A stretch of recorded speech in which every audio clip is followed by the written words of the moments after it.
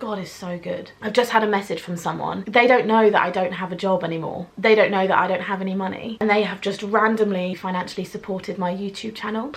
If that's not God, I don't know what is. Hello, good morning, good afternoon, good evening, whatever time you're watching this. Welcome back. It's been a long time and it's been a tough time, hence the delay of this video. But I'm filming this today because I have a message that I'd really like to share with you. As we get to the end of this year and begin to welcome 2020, which is so exciting, I'm sure you'll see on all of your social media feeds a lot of people with resolutions and 2019 summaries, the best parts of their year, the worst parts of their year, and everything that comes in between. It's an exciting time because we reflect on 2019 and we look forward to 2020. 2019 hasn't been so kind to me, and I'm sure it's come with challenges for you as well. But to expect a new year to be perfect and everything to be brand spanking new is just not a realistic goal. Talking about goals and being realistic, I thought I'd share this message with you today because I think it's really helping me at what has been a really difficult time. As I mentioned before in a previous video,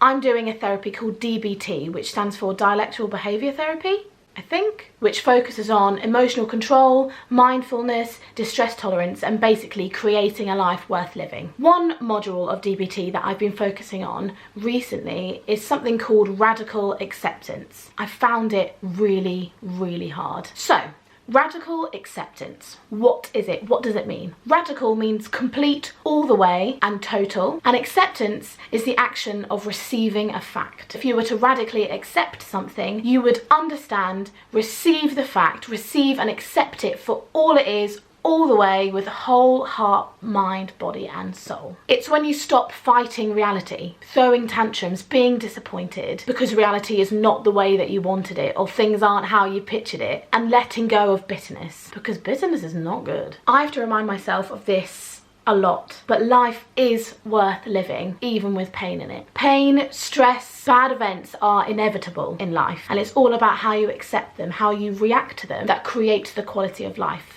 that you have. Sometimes when we reject the reality of what's happening, we turn pain into suffering, and that's when our quality of life begins to suffer. Honestly, acceptance can lead to deep sadness for a period of time, but it then turns into a state of real calm. It's also really important to understand that you don't have to approve of the pain to accept it. So you don't have to approve of what's going on around you, of your situation, of people that have hurt you, or maybe things that you've done that haven't been so great. I have to say I don't always make amazing decisions, but accepting it allows you to move on. So when I think of going into 2020, there's a lot of things that I need to radically accept to move on in order to recover. So going into 2020, I would like to encourage you to think of some things that you might want to radically accept. Note, this isn't a resolution. This isn't, I will go to the gym 5 times a week, or I will strive to get that next promotion, or I will get in a relationship by Valentine's Day.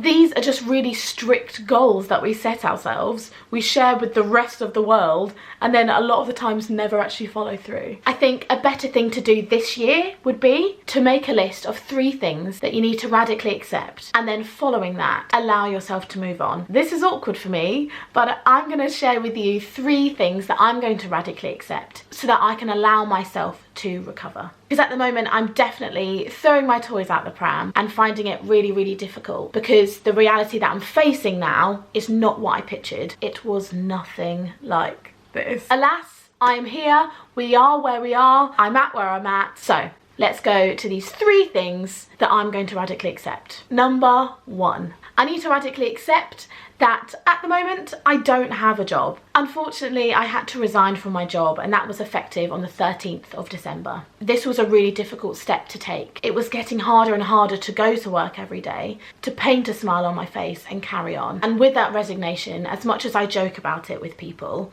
I am faced with a lot of shame, a lot of guilt and a lot of disappointment. However, I need to radically accept this so that I can move on, so that I can allow myself to recover, give myself the best shot at therapy that I can, so that moving on, I might be able to just get a job and work. This is temporary. Number 2, I'm very much at the point in my life now where, despite having a diagnosis and going to many appointments and many different types of therapy, I still haven't radically accepted that I suffer with depression. I think because part of me doesn't want to. I think part of me doesn't want to accept it because I'm really embarrassed about it and because it's not what I pictured for my life. I didn't picture not being able to work or having to go on medication or not being able to do what I wanted to do with my life, with my career. I didn't picture losing as many friends as I have or getting myself into difficult situations. But I need to accept that it's a health condition. Just like epilepsy or diabetes, I can't help it. I can help myself, but I can't keep blaming myself for having it.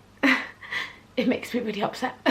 It's weird because whilst I talk about it a lot and often in a really humorous way, I definitely ignore it and put it on the back burner and haven't allowed myself to heal. And finally, number 3, I'm going into 2020 radically accepting that there are people that have been in my life that will no longer be in my life. Not because they have passed away, but because our relationship has. That sounds really intense and I didn't mean it like that. But sometimes you need to let go of people. It can be really painful chasing people because you want them as a friend, you want them to have you as a friend, maybe you love them. But chasing people is not healthy, and I've learned that the hard way. Of course, it's really important not to forget them, to be grateful and to be thankful for all that they were to you, all that they still are, what they taught you, how they have shaped you as a human being, because every person that you meet in your life shapes you a tiny bit.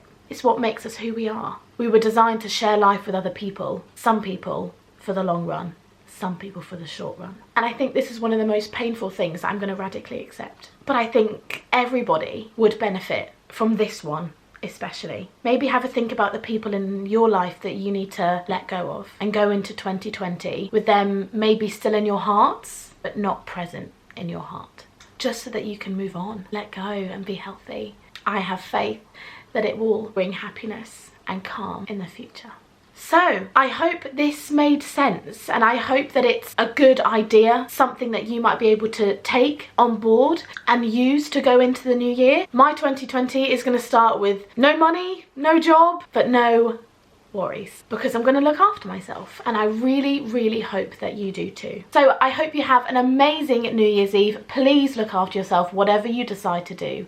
Make good decisions. Not that I can really talk, but I want you to make good decisions. I propose a toast to 2019. It was a difficult one. We did it, we got through it, and may your 2020 be happy, healthy and blessed. I'll be praying for all of you. I hope you have an amazing new year, and I'll see you next year for another video. But I'll be carrying on my series all about mindfulness, so stay tuned. You are so loved, so precious. Please look after yourselves. God bless.